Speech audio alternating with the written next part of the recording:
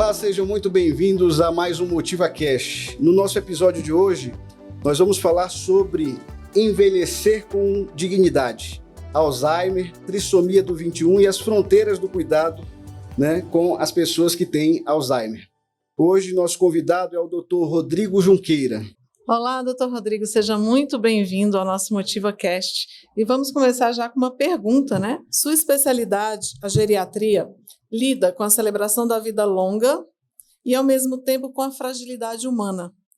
O que o atraiu para esse campo tão profundo da medicina? Bom, a geriatria, na verdade, foi um achado, assim, eu digo para as pessoas que eu praticamente caí de paraquedas, na especialidade de geriatria. Eu sempre fui muito fascinado com os idosos, Eu sempre gostei muito de lidar com os idosos, de conversar com os idosos, Desde quando eu era pequeno, sempre que a gente ia sair, eu sempre ficava com os avós dos amigos dos meus pais. Então, eu já tinha aquele fascínio pelo mundo dos idosos, E acabou que, durante a minha residência de clínica médica, surgiu essa curiosidade de conhecer melhor a especialidade. E eu acabei me apaixonando pela área, E foi quando eu decidi fazer geriatria aqui na UNB. E realmente tive a certeza absoluta de que eu estava no lugar certo, no caminho certo. Que maravilha. No seu consultório, doutor, qual é a principal diferença entre o envelhecimento de propaganda, focado em atividade, performance, e o envelhecer real, com as suas dores, as delícias silenciosas? Sim, é uma grande dificuldade que a gente tem de colocar o envelhecimento como uma questão que vai ser inerente a qualquer pessoa. Todos nós, eu até brinco com os pacientes que quem não morrer vai envelhecer, E só que envelhecer não é simples, O envelhecer ele tem muitas questões, aparecem muitas doenças, aparecem as limitações funcionais. E envelhecer no nosso país não é fácil, porque também tem a questão financeira, que envelhecer é caro. Para você ter acesso a bons profissionais, você tem que realmente ter feito uma boa aposentadoria, Então, a gente tem essa dificuldade. Colocar esse envelhecimento como algo assim, utópico também é algo que nós, da geriatria, não fazemos, porque envelhecer tem as suas limitações, suas dificuldades. Muitos pacientes no consultório brincam que, doutor, não mexe com envelhecer não, que é muito ruim. Mas tem seus pontos positivos também, O envelhecimento ele traz bastante pontos positivos também, apesar que parece que é só coisa ruim, mas tem muita coisa boa também. E tem que fugir um pouco dessa utopia que é colocado na mídia, que com a questão do anti-envelhecimento, E o que a gente tem que fazer muitas das vezes é trazer o paciente, a família, para a realidade. A realidade, muitas das vezes, não é exatamente como a gente pensa, Envelhecer com qualidade, Com qualidade de vida, principalmente, Pensando em prevenção, Vamos falar da prevenção. Qual é aquele conselho, que você dá para os seus pacientes mais jovens, 40, 50 anos, que a gente sabe que na geriatria tem uma certa idade que já pode se consultar com o geriatra, viu, gente? Qual seria esse conselho que já faria uma grande diferença, na qualidade de vida futura deles?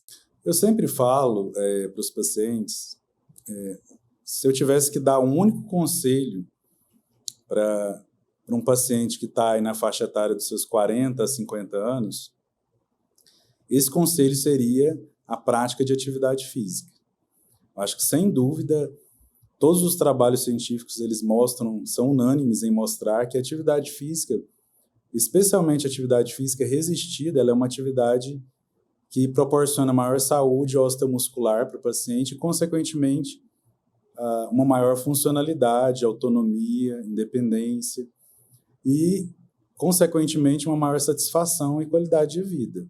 Então, esse seria meu conselho assim, para todos, inclusive para mim. A atividade física evita futuramente também as quedas, né? Exatamente. A locomoção, né? Fortalecimento, isso é importante. Entra nessa questão da funcionalidade, né?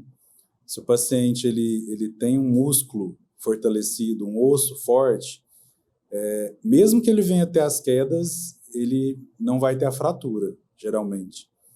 Então, eu acho que o exercício ele tem que vir antes até do remédio, né? Então, não adianta nada eu fortalecer o osso se eu não prevenir a questão osteomuscular, né? Então, assim, eu tenho que ter essa consciência de que o meu paciente ele tem que chegar aos 60 anos com um músculo fortalecido e com um osso fortalecido para ele ter uma qualidade de vida melhor, uma independência, uma funcionalidade maior. Muito bom. Eu estou no caminho certo. Doutor Rodrigo, a geriatria parece lutar contra um estigma de que envelhecer é sinônimo de perda, como é que o senhor, na prática, desconstrói essa ideia já na primeira consulta? Bom, assim, na primeira consulta, a gente tem muitas demandas. Eu falo que o paciente geriátrico ele chega na primeira consulta com múltiplas queixas, a família também, e a gente muitas das vezes tem que eleger as queixas que são mais importantes para serem resolvidas primeiro. Muitas das vezes, nesse momento, querer resolver tudo do paciente idoso em uma única consulta é impossível. Então, assim, nós temos que entender que o paciente idoso ele vai ter limitações. Eu até brinco, falo, olha, não é porque vocês estão vindo aqui no Dr. Rodrigo que o Dr. Rodrigo vai fazer milagre. Não tem como eu devolver um músculo e um osso de um jovem para um paciente já com uma idade avançada. Então, o que a gente tem que fazer? A gente tem que começar um trabalho de formiguinha, eu sempre falo isso.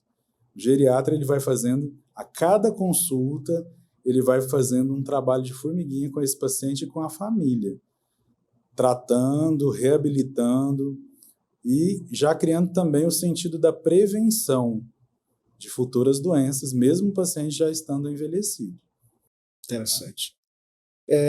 Como é que a geriatria hoje se posiciona diante dessa busca incessante pela juventude, né? Se fala muito em rejuvenescer, produtos, né? Que muitas vezes nega a beleza natural do processo de envelhecer. Exatamente. Nós temos que colocar essa realidade para os pacientes. Infelizmente, isso faz parte da cultura, a mídia coloca muito isso, né?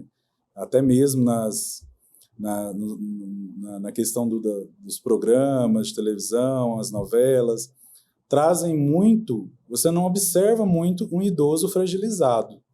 Você vê geralmente aquele idoso funcional, que vai à praia, que vai ao shopping, né? Você não vê muito esse idoso, parece que eles colocam embaixo dos panos, né? A realidade de um idoso que é limitado, que está acamado. Então, nós temos que ter esse cuidado de mostrar para o paciente a realidade do envelhecimento. Que o envelhecimento nem sempre realmente é fácil. Tem as suas limitações, né? Porém, pode-se minimizar os impactos, né? Então, o que nós temos que colocar? A ideia de que sempre é possível ainda prevenir. Mesmo que o paciente chegue com vários problemas, a gente ainda tem que atuar sobre as prevenções. Independente disso, o tratamento ele vai melhorar a qualidade de vida do paciente, vai melhorar a qualidade de vida da família também, porém, a questão do envelhecimento colocado em moda, nós combatemos veemente, porque é algo que foge muito da realidade. Você aplicar, muitas das vezes, medicamentos, aplicar terapias que muitas das vezes vai trazer uma falsa sensação de beleza e provocar, muitas das vezes, até distúrbios psiquiátricos nesses pacientes. Que muitas das vezes eles chegam já, você nota que o paciente está com um transtorno dismórfico corporal. Ele não aceita aquele corpo mais. Ele acha que ter chegado na terceira idade é como se fosse um crime. Então, eles querem combater a qualquer custo com esses tratamentos que muitas das vezes charlatões estão aí, né, infelizmente, e eles querem combater a qualquer custo essa questão do envelhecimento, e não dá para negar envelhecimento. Até hoje, não se descobriu uma pílula que faz você retardar anos, né, de vida. Então, essa questão do anti-aging é uma questão muito preocupante para os conselhos de medicina, porque exatamente é uma seara que muitos charlatões atuam para pegar esses pacientes idosos que estão realmente querendo uma estética fora da sua realidade a qualquer custo. É preocupante. Vamos falar agora sobre o impacto do diagnóstico, né?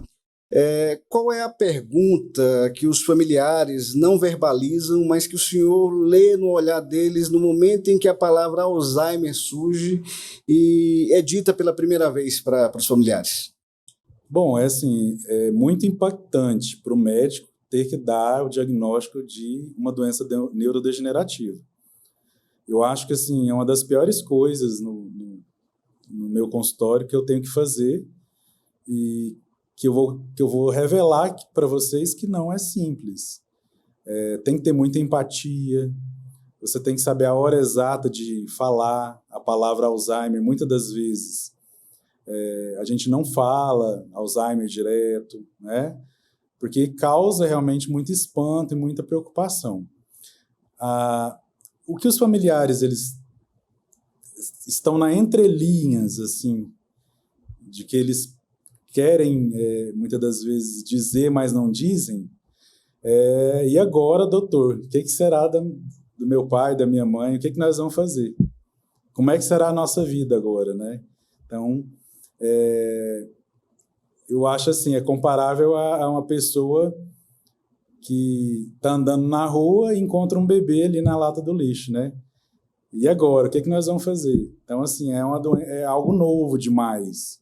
Porque muitas das vezes ele vai no médico ali com o paciente com o familiar já com uma queixa de memória, alteração comportamental. Ele já até pode pensar que pode ser o Alzheimer, mas escutar do médico é algo realmente impactante. E o maior medo que eles têm é justamente isso. Como é que vai ser da agora para frente? Nessa época agora passada da pandemia, houveram muitas queixas de falta de memória, né? Exato, muito. Chegou esses relatos e se justamente as pessoas estavam percebendo que poderia ser Alzheimer, confundindo isso com esse lagging da Covid?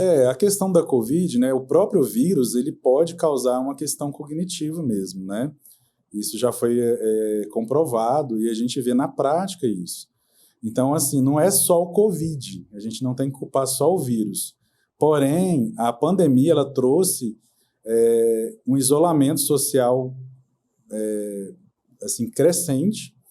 Aliado a esse isolamento social, também os idosos eles deixaram de tratar as doenças que eles já têm, que eles não foram mais às consultas. Então, esse isolamento todo da sociedade, da família, trouxe mais depressão e, consequentemente, precipitou mais casos de Alzheimer. Eu digo que agora nós estamos enfrentando como se fosse um pós-guerra nos consultórios, né? Tem dia que a minha agenda completa é só paciente com problema cognitivo. Então, é até assustador, né, para a gente. Então, realmente o reflexo não só do vírus, mas também do que o vírus fez com a sociedade, né? Doutor, entre o diagnóstico e a aceitação, existe um luto silencioso. Como é que o senhor, médico, navega nesse espaço tão delicado junto à família, sem romantizar, mas com empatia? Eu digo que é um grande desafio. Você tá lidando com o luto de uma pessoa, é a coisa mais difícil que tem para o médico. Por isso que você tem que ser ao mesmo tempo técnico, mas também você tem que ser ao mesmo tempo humano. É muito complexo você chegar e ter que colocar para o paciente e para o familiar que não, fica tranquilo, vai dar tudo certo, né? Isso aí não é nada demais, não. Já tive pacientes que falaram que médicos já falaram isso para eles. Não, esquenta com isso não, fica tranquilo, nem vai morrer de Alzheimer. Então, assim, tem que ter muita cautela na forma que você expressa as palavras dentro de um consultório, porque da forma que você coloca, eu falo que uma palavra dita não tem volta, né? Então, tem que ter muita empatia, você tem que saber a hora certa de falar, de colocar a palavra Alzheimer, para não gerar esse impacto e piorar o luto dessa família. Isso se assemelha muito na questão dos pais de criança com a trissomia do 21, né? Porque geralmente ali na hora do nascimento tem pais que não têm ali o diagnóstico precoce. Sim. Foi o teu caso? Foi meu caso, mas eu não vivi luto. Mas tem famílias que vivem, né, o luto. Então, às vezes o médico não tem essa empatia de preparar a família para falar, olha, você vai ter um filho com síndrome de Down. Às vezes a notícia é dada da pior forma e de uma forma, às vezes, que choca ali. Você já está fragilizado, né? Então você se pega num fio de esperança. E geralmente as crianças nascem com algum tipo de cardiopatia, né? Um percentual dessa população nasce com uma cardiopatia. Então receber uma notícia, a gente chama até de hora da notícia, né? Isso também é um tema muito abordado dentro da trissomia do 21, né? Mas se assemelha muito com essa questão do Alzheimer, porque é uma notícia que você vai ter que lidar dali para frente, né? Mudou a rota do voo. Sim, né? Exatamente. Tem famílias que às vezes pedem para mim não revelar o diagnóstico. Eu já tive vários pacientes, inclusive até anoto no prontuário. Olha, familiar ainda não preparado para o diagnóstico. Não revelar o diagnóstico. Só que é direito também do paciente saber o seu diagnóstico, né? Em medicina a gente tem isso, né? O paciente com Alzheimer, principalmente fase mais leve, ele precisa saber que ele tem a doença até para ele se preparar, né? Perante a família, perante as questões do seu financeiro, a organização. Então, ele precisa ter isso, né? Esse diagnóstico. Então, assim, o que nós fazemos muitas das vezes? Conversamos com a família. Olha, seu pai precisa saber, é importante para ele. Vamos colocar aos poucos esse diagnóstico nas consultas. Até porque, muitas das vezes, o paciente com Alzheimer, ele acha que ele não tem doença. Ele acha que ele está bem e não sabe por que está indo na consulta.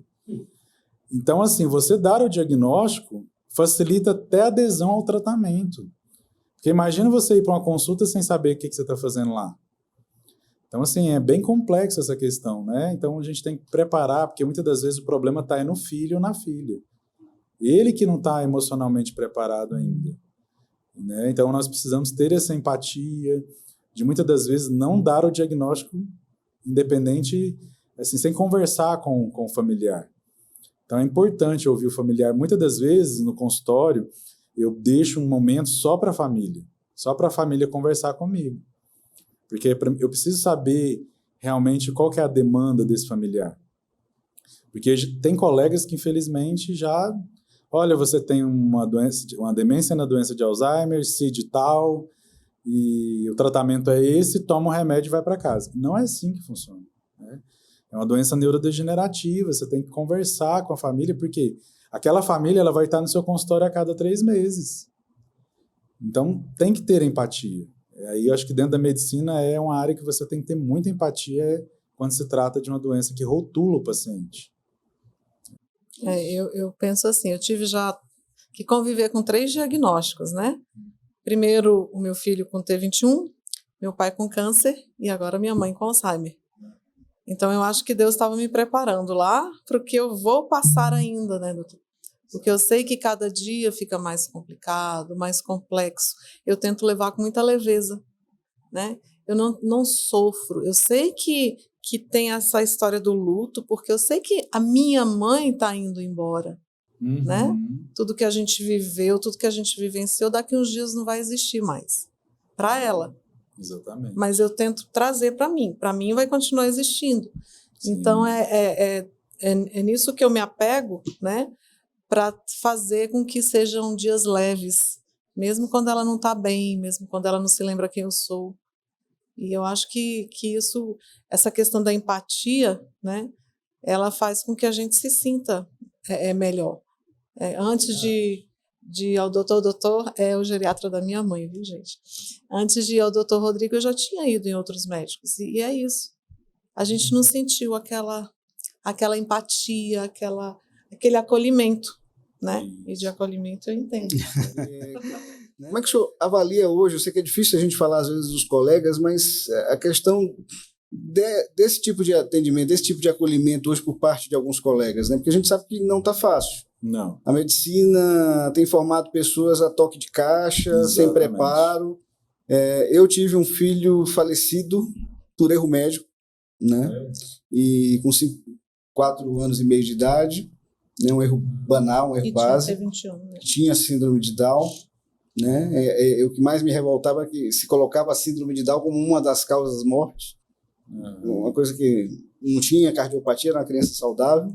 Mas a gente sempre vê com os profissionais que estão vindo falar com a gente, e a gente sempre pergunta isso, porque realmente é preocupante, né? Eu vejo a dedicação de alguns profissionais que a gente tem que bater palmas, e é justamente o que ela fala. Às vezes a gente chega num profissional, é atendido, o cara te atende como se fosse assim um caixa rápido, né? Não tem um tempo, né? Infelizmente, a medicina ela se mercantilizou demais, né? Eu até brinco com os pacientes, falo, o doutor Rodrigo tem 3 filhos e tem vários boletos para pagar, mas nem por isso a gente precisa ser mercantilista, né? Fazer atendimentos formatados, porque nós estamos lidando com vidas, né? Com pessoas que têm histórias de vidas, tem pessoas que elas amam. Então, a pessoa que está na minha frente é uma pessoa, eu falo que é o amor da vida de uma pessoa, né? Então, eu não posso tratar essa pessoa como um objeto e fazer com que as coisas fiquem coisas demais, né? Então, esse é um grande problema que eu acho que, assim, é um exercício que os médicos têm que fazer diariamente, de tirar um pouco o dinheiro de foco e trazer um pouco essa humanização. Porque hoje em dia eu falo, as pessoas estão procurando médicos humanos. As pessoas estão atrás de médicos humanos. Você pode perceber que várias pessoas passam, às vezes, por vários médicos até encontrar um médico que é humano e ali ela fica.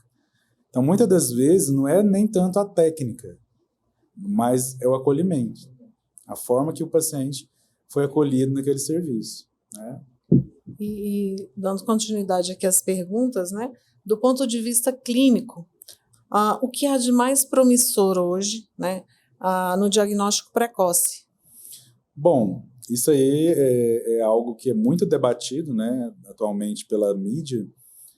O diagnóstico precoce da doença de Alzheimer, ele tem sido objeto de vários estudos científicos. Tem mais de 350 estudos em andamento que estão tentando encontrar uma forma, um tratamento para que o paciente, na fase pré-doença, ele vai ter o seu tratamento e vai retardar bastante a doença. Porque a doença de Alzheimer, a demência na doença de Alzheimer, tem um problema que é, uma vez degenerado o neurônio, ele não volta, ele não se recupera.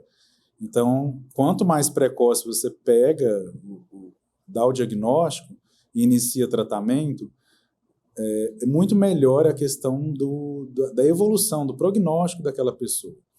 Então, nós temos que abordar muito essa questão no consultório e também com muita cautela, porque tem pessoas, às vezes, que os pais têm demência E às vezes os filhos querem porque querem fazer exames mirabolantes, que são muitas das vezes utilizados em pesquisas clínicas e ainda nem estão em validação científica para aplicação na população em geral.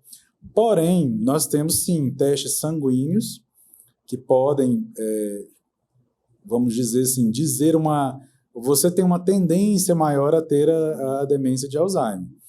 Porém, que a gente chama de biomarcadores. Só que ter biomarcadores não necessariamente vai dizer que você vai ter Alzheimer. Porque o Alzheimer ele é uma doença multifatorial, não é só ter o biomarcador positivo, tanto no sangue quanto no líquor, né, que é aquele líquido que passa na espinha. Ter biomarcador não vai te rotular. Então, assim, o diagnóstico ele é muito além disso. Porém, te dá um norte, né, para a pessoa que tem já um histórico familiar e ele quer muito fazer o teste, pode fazer o teste, não tem problema. Agora, assim, o que vale mesmo é o quadro clínico do paciente, os exames de imagem, para definir doença. Agora, essa questão é algo que muitas das vezes entra no psicológico das pessoas. Então, a forma que é colocada muitas das vezes na mídia faz com que se descobriu, vamos dizer, efetivamente o tratamento da doença. E não. O que se tem nesses tratamentos mais modernos é sobre as proteínas que depositam no cérebro. A proteína chamada beta-amiloide e a proteína tau. Então, essas proteínas, você limpar essas proteínas um pouco, não vai fazer você ficar livre da doença. Porque a doença está ligada muitas das vezes a quadros inflamatórios, a outras questões que não só ter biomarcador positivo. Você recebendo um pré-diagnóstico da doença, imagina como fica seu psicológico. Nos Estados Unidos já teve pessoas que até se suicidaram por conta disso. Então, assim, é algo que eu desencorajo mesmo, sabe, no consultório. Eu desencorajo, eu falo, olha, realmente não vejo sentido você saber que você vai ter uma doença neurodegenerativa lá na frente e não necessariamente você ainda vai ter. Mas aí piorar uma doença aguda que é uma depressão, né? Então, realmente eu acho assim, desnecessário e pouco prático, né? Para os familiares que estão com essa preocupação, assim. Existe uma janela de oportunidade real que pode, de fato, mudar o curso dessa doença? Existe. Existe realmente uma janela de oportunidade. Porém, é algo assim muito complexo, porque a doença de Alzheimer ela evolui 10 anos antes de você ter o diagnóstico em média. Então, como que você vai saber 10 anos antes que você vai ter o diagnóstico da doença, sendo que ela é uma doença que não necessariamente ter o biomarcador positivo vai levar à doença. Então, é complexo você saber realmente pegar essa janela de oportunidade e, nessa janela de oportunidade, iniciar, vamos dizer, um tratamento assim, específico. O que eu oriento, eu falo, olha, o segredo é você ter uma dieta controlada, balanceada, não fumar, não beber, fazer atividade física. Então, assim, em vez de preocupar com biomarcador, vai fazer isso, vai cuidar da sua saúde, que isso vai afastar muito mais a doença, a distanciar a doença de você. Porque realmente eles estão muito presos, né? E a mídia lança lá, olha, exame de sangue para detectar a demência de Alzheimer. E aí fica todo mundo com Todo dia passou aparece, no Fantástico domingo, pode saber que na segunda já vai estar lá no consultório todo pessoal. Todo dia aparece uma novidade, né, com relação ao todo dia, porque tem muito estudo, né? Então, tem muita pesquisa em andamento, mas, infelizmente, nos congressos que a gente vai é um pouco frustrante, porque não tem nada novo, né? A realidade é essa. A gente tem agora algo que é mais novo, vamos dizer assim, que é o Kinsula, que é um medicamento que está chegando no Brasil E justamente ele atua nessa fase mais precoce também, mas é justamente sobre essas proteínas, que não necessariamente você não ter a proteína te garante certeza absoluta de não diagnóstico. Já foi mostrado em alguns estudos que eles pegaram cérebros de várias freiras que doaram-se cérebros e viram-se que várias dessas freiras que tinham vários marcadores para a doença de Alzheimer não tiveram a doença durante a vida. Então, ter a proteína beta-amiloide, proteína tal, o cérebro recheado dessas proteínas, não necessariamente vai fazer com que você tenha a demência em si. Então, é algo muito mais complexo do que ter só o marcador, né? Para o cuidador, que muitas vezes é o filho, o cônjuge, a jornada é de uma solidão imensa, né? Qual é o seu conselho mais direto para essa pessoa que está se tornando, na verdade, o cuidador da noite para o dia? Ser cuidador é algo desafiador, eu falo. E eu acho assim, ser cuidador, eu falo que é um dom de Deus, porque nem todo mundo nasce com esse dom de cuidar, né? Eu vejo pacientes, familiares, assim, completamente despreparados mesmo para cuidar. E muitas das vezes só tem aquele filho ou aquela filha para cuidar, né? Mas ao passo que eu vejo também cuidadores assim, excessivamente cuidadores, né? Eles cuidam demais, até demais, que é a maioria, eu te digo. A maioria cuida muito bem. Só que o que eu tenho para dizer para os cuidadores é algo que eu sempre brigo com eles, que é que eles têm vida também. Não é porque eles estão cuidando dos seus pais, é que eles têm que parar a vida, porque eu vejo muito isso. Cuidador que não quer ter uma folga no fim de semana, cuidador que não quer viajar mais, cuidador que quer separar do marido ou da esposa, porque quer mudar para a casa do pai ou da mãe. Então, o conselho que eu dou para o cuidador é que ele tenha a sua vida, ele não deixe de viver a sua vida. Até porque quando o paciente morre, o cuidador vai entrar num vazio existencial grande. Porque tudo que ele fazia ali para aquela pessoa, de repente, ele não vai ter mais aquele cuidado. E é onde a maioria deles entra em depressão. Então, o segredo mesmo do cuidador, que a gente tem que abordar muito com eles, muitas das vezes, é cuidar do cuidador. Porque você cuidando bem de quem cuida, aquele paciente seu também será bem cuidado. Isso não só no Alzheimer, né? Isso na idade avançada como um todo, né? Porque fica aquelas filhas que não casam, que ficam ali cuidando dos pais, né? Mas tem até os que já são casados e não querem assumir mais seu papel no casamento. Eu já peguei vários casamentos que terminaram, justamente por isso. Então, equilíbrio, né? Tem que ter o equilíbrio. É difícil, não é fácil, até porque realmente é algo que muitas das vezes eles demandam integralmente de cuidados, mas tem que ter esse equilíbrio para saber a hora certa de, agora eu vou para o shopping e você fica aí com o cuidador. Doutor, existe um ponto de virada onde o tratamento deixa de focar em curar e passa a focar em cuidar?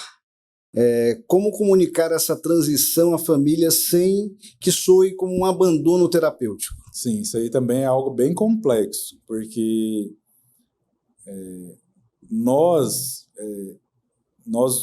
latino-americanos, nós somos muito apegados, nós temos muito afeto naquilo que a gente vê, né? Então, assim, por isso que muitas das vezes o paciente chega no consultório e ele não fala nada, ele só joga o exame em cima da mesa, porque com o exame eu vejo lá realmente o que está alterado, mas ele não fala como é que ele está, como é que passou, ele só às vezes joga o exame como se o exame fosse o marcador de tudo, né? Então, muitos familiares, eles querem continuar tratando o paciente mesmo nas fases avançadas. Essa semana mesmo eu tive um familiar que eu tirei um remédio que é da doença e eu percebi que o familiar ficou chateado, não gostou. mas a mãe já não fala mais, já não abre o olho praticamente, e estava usando um tratamento, vamos dizer assim, meio que modificador da doença, né? Então, assim, saber falar isso para as famílias é outra arte também que o médico tem que ter. Saber, olha, sua mãe já não anda mais, já está acamada, já faz as necessidades na fralda. Vamos tentar tirar um pouco das medicações, vamos tentar... Isso é o que nós chamamos de cuidados paliativos, que é quando entra nessa esfera de cuidado paliativo exclusivo, porque cuidado paliativo é desde quando dá diagnóstico, mas quando você diz que é cuidado paliativo exclusivo, você passa a não fazer intervenções mais invasivas, e sim somente controle de sintomas, apoio à família, e muitas das vezes a família acha que cuidado paliativo jogou tudo para o alto, não vai fazer nada mais. E não é bem assim. A minha professora sempre falava o seguinte, que no cuidado paliativo, você tem muito mais coisa para fazer do que no não paliativo. Então, a gente tem muito o que fazer nesses pacientes fase grave. Não é porque está na fase grave que já não precisa de médico mais. Não. Pelo contrário, aí que ele precisa mesmo do apoio da medicina, né? Mesmo que não seja com medicamentos, mas que seja com conselhos e, muitas das vezes, mudanças de comportamento entre os familiares que estão ali. Muitas das vezes, eu tenho uma paciente também que a filha, toda vez que eu vou visitar ela, e eu visito ela mensalmente, toda vez que eu vou visitar, tem-se uma necessidade, às vezes, de fazer muitos exames. Então, assim, é uma preocupação que é natural, acontece. Está na nossa cultura, no nosso DNA, vamos dizer assim, a gente querer usar o exame para tudo, né? Ou o medicamento para tudo. Muitas das vezes não é medicalizar, não é pedir exame. Muitas das vezes o que o paciente quer é um pouco de humanização, uma atenção, né, ali, especial, controlar seus sintomas, porque muitas das vezes deixa-se o paciente de lado ali com dor, o intestino preso, né, e às vezes sentir com uma tosse carregada, e muitas das vezes a pessoa quer o quê? Não, nós temos que tratar a pneumonia, mas pelo contrário, nós temos que realmente o quê? Diminuir a tosse sem preocupar se está com pneumonia ou não, muitas das vezes, né? Então é bem complexo. Doutor, agora a gente vai tocar num assunto que ele é um ponto assim raramente discutido, né? A gente ouve falar aqui, ali, mas as famílias meio que correm desse tema, né? Que seria a relação entre a trissomia 21 e o Alzheimer, né? Para quem não sabe, porque a incidência de Alzheimer, né? Ela é tão alta nessa população. Muito alta. Realmente, assim, a incidência da demência de Alzheimer na trissomia do 21, ela é maior do que na população em geral. Geralmente, a trissomia, esse terceiro cromossomo, ele tem o gene da APP. A APP é uma proteína precursora da proteína beta-amiloide, que é aquela proteína que eu comentei que deposita, né? Então, expressa-se mais a proteína beta-amiloide nesses pacientes. Então, são pacientes que vão ter mais tendência a desenvolver quadros cognitivos mais cedo. É como se o cérebro deles envelhecesse mais cedo, né? E é algo que realmente não é discutido. Eu, para te falar a verdade, não tenho nenhum paciente ainda com trissomia. Então, tenho um anseio por ter um paciente com trissomia para realmente entender melhor, assim, como que é esse dia a dia das famílias e eles. E é algo realmente muito pouco falado, né? Quase não se vê nos congressos, quase não se vê na mídia científica em si. Os pais de uma pessoa com T21, eles passam a vida lutando, né, pela inclusão, pelo desenvolvimento. E aí essa família, de repente, vai receber um segundo diagnóstico, né? Justamente quando achavam que a maior batalha já havia sido vencida, né? O diagnóstico de Alzheimer em uma pessoa com T21 é mais complexo. Sim, é mais complexo porque justamente o familiar já convive com a doença neurodegenerativa, né? Então, é algo mais... eu diria que é o segundo impacto, né? Você tem um novo diagnóstico, né? Então, assim, gera mais desafios, né, para o médico que está acompanhando, porque eu acho que o acolhimento à família tem que ser maior. Acho que é um familiar que você tem que estar mais próximo, que tem que estar mais perto da equipe multidisciplinar que está acompanhando esse paciente, né? Justamente para isso, para que o familiar, o cuidador principal, ele não entre realmente em parafuso, né? Porque realmente é bem complexo. Você está ali já numa batalha grande com a trissomia do 21 e de repente vem um novo diagnóstico de uma doença neurodegenerativa, né? Então, e lembrando que desafiador. esses pais, quando muitos deles já são também idosos. Né? Exatamente. Às vezes já tem uma idade avançada, né? E muitas das vezes já tem limitação física, funcional e emocional, né? Também. Então, é bem complexo. Eu acho que é mais complexo do que no paciente sem a trissomia. Doutor Rodrigo, a comunicação com o paciente com trissomia do 21 e Alzheimer exige aí uma sensibilidade ainda maior. Como se estabelece o que é progressão da demência e o que é parte da própria condição da trissomia? Bom, é bem complicado você conseguir diferenciar as duas coisas, né? Porque a partir do momento que o paciente ele começa a desenvolver a demência de Alzheimer, surge um escopo de novos sintomas, novos sinais.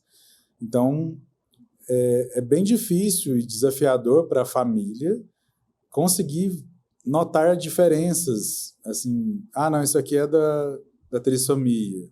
Não, isso aqui é do Alzheimer. Muitas das vezes coexistem as duas coisas, né? A gente sabe que a trissomia ela afeta mais a questão intelectual, né, do paciente. Não é nem tanto a questão da memória, como é o Alzheimer, né?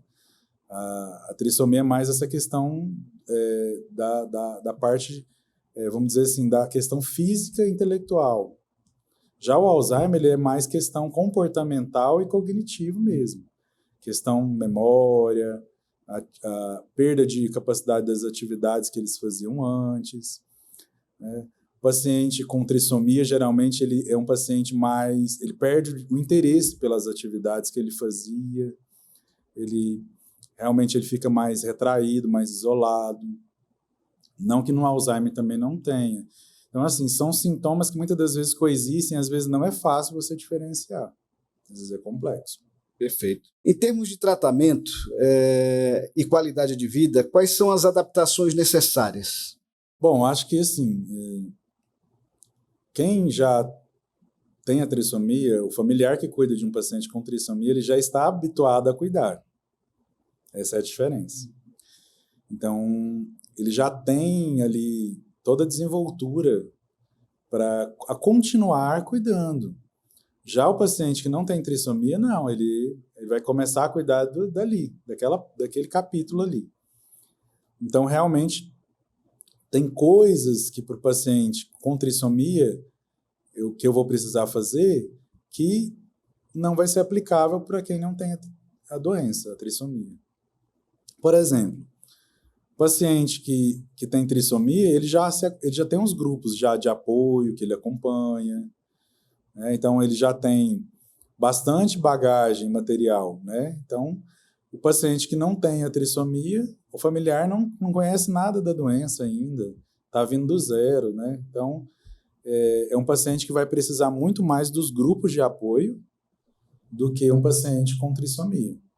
Mesmo porque a gente pelo menos já ouve falar, né? Pode acontecer lá na frente do teu filho, quando tiver uma idade mais avançada, ter o Alzheimer. A gente já meio que vai meio que se prepara, né? Vai se durante a vida. preparando, porque pode ou não acontecer, né? Exatamente. Pode ou não acontecer, mas a gente vai meio que se preparando para isso, né? Você já está, vamos dizer assim, meio que pronto para receber o diagnóstico, coisa que o familiar do paciente que não tem trissomia não está preparado para isso. É coisa nova e ele é pego de surpresa, vamos dizer assim. O impacto é maior. O impacto é bem maior.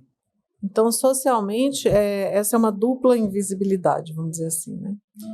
E como podemos, enquanto sociedade, profissionais de saúde, dar mais suporte e visibilidade, né, a essas famílias que enfrentam um desafio tão único? O conselho que eu dou para os profissionais de saúde que têm que lidar com esses pacientes é que você nunca tem que trabalhar sozinho. Você nunca tem que pensar que só porque o médico, às vezes, ele tem essa questão de ele centralizar o cuidado. Então, assim, nós precisamos muito da equipe multidisciplinar. Eu falo que a equipe multidisciplinar é o braço direito do médico geriatra. Não tem como você fazer geriatria sem ter uma equipe multidisciplinar. Então, na trissomia, isso aí é maior ainda. Você precisa mais ainda de uma equipe que, na verdade, já existe essa equipe, né? O que vai acontecer é só adaptar ao novo diagnóstico. Coisa que para o paciente que não tem a trissomia vai ser tudo novo, né? Eu tenho até familiares que falam, doutor do céu, a minha casa agora está cheia de gente. Então, é fisioterapeuta, é TO, é nutricionista, é o geriatra, é enfermeiro. Então, assim, uma dúvida, dentro do SUS tem esse tratamento para a pessoa com Alzheimer? Tem o Centro de Medicina do Idoso, que é de onde eu fiz a minha especialização, que fica no HUB. Ele é um dos 8 centros no Brasil de tratamento de Alzheimer. Então, é um centro que é voltado para a população mesmo, né? Sem custo algum para a população, e tem toda essa estrutura de equipe multidisciplinar que nós não temos no consultório privado. Deveríamos ter. Para funcionar bem mesmo, eu tenho que trabalhar de mãos dadas com fisioterapia, com nutrição, com TO, com psicólogo. Então, assim, teria que ter todo esse arsenal para a gente conseguir minimizar os impactos, a sobrecarga do cuidador e facilitar o processo de cuidar desses pacientes, especialmente os pacientes com a trissomia. Doutor Rodrigo, seja no cuidado geral do Alzheimer ou na complexidade da trissomia do 21, qual é o maior dilema ético que o senhor enfrenta para preservar a dignidade e a autonomia do paciente até o fim? Olha, o dilema ético, que eu acho que, assim, que é bem complicado, é você virar para o paciente e falar que ele vai ter que não pode ficar mais sozinho. Isso é a coisa mais difícil que tem, porque não tem nada melhor na vida do que a independência, né? Você poder ir e vir de forma espontânea, né? Então, você privar o paciente disso é bem complicado, só que nós não temos outra saída. O paciente não pode mais dirigir, não pode ir lá no supermercado sozinho. E a gente vê muitas das vezes eles ficam assim com aversão, muitas das vezes, ao médico por conta disso. Porque eles querem, a todo custo, continuar fazendo todas as atividades que faziam antes, e muitas das vezes não tem como. Muitas das vezes, para me preservar essa dignidade desse paciente, para ele não, muitas das vezes não ser assaltado sozinho na rua, muitas das vezes eu até uso essas histórias assim, olha, fulaninho de tal, eu tenho um paciente, que na verdade nem é mentira, é verdade, uma paciente minha que inclusive foi roubada pelo seu próprio gerente de banco, que ele percebeu que ela tinha demência e levou R$180 mil da paciente. Então, assim, acontece. Se um gerente de banco teve a capacidade de fazer isso, o que dirá dos outros? Isso aí é uma história real, aconteceu no meu consultório. A paciente chegou em prantos, falando, olha, doutor, foi o dinheiro da minha vida que eu juntei para comprar meu lote. Então, assim, eu coloco bem essas histórias, assim, para mostrar que não dá mais para andar sozinho. Não dá mais para ir no supermercado só, não dá mais para dirigir.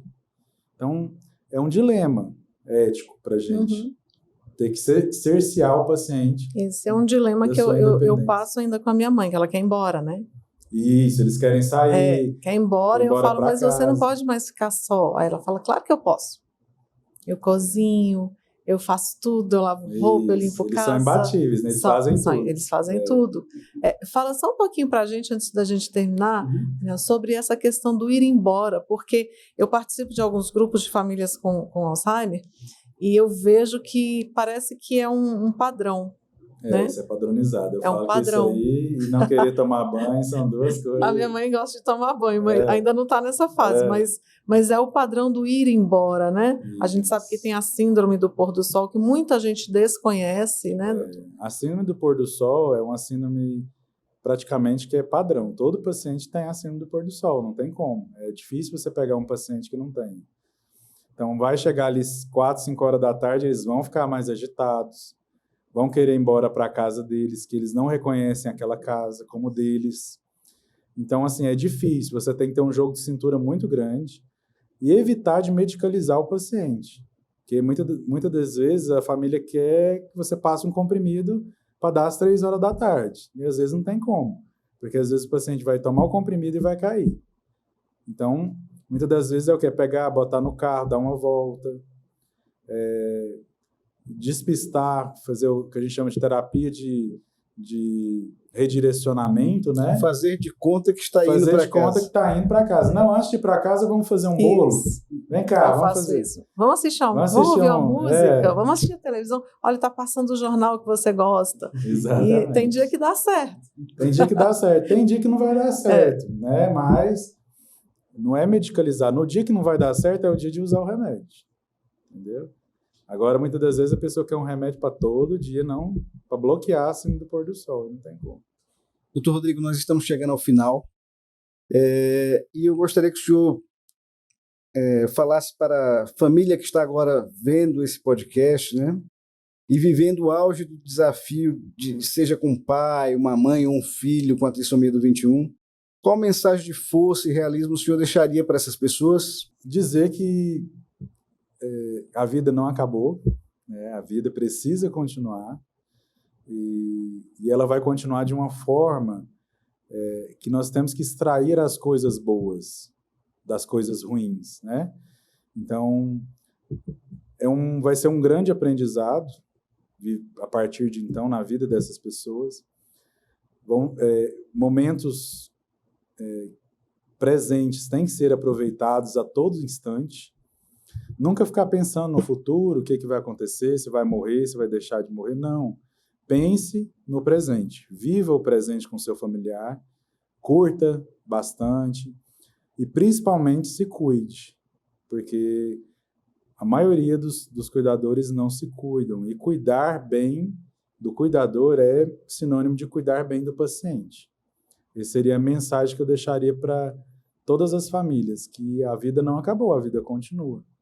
E pode continuar de uma forma, às vezes, diferente, mas muitas das vezes extraindo grandes aprendizados desse momento.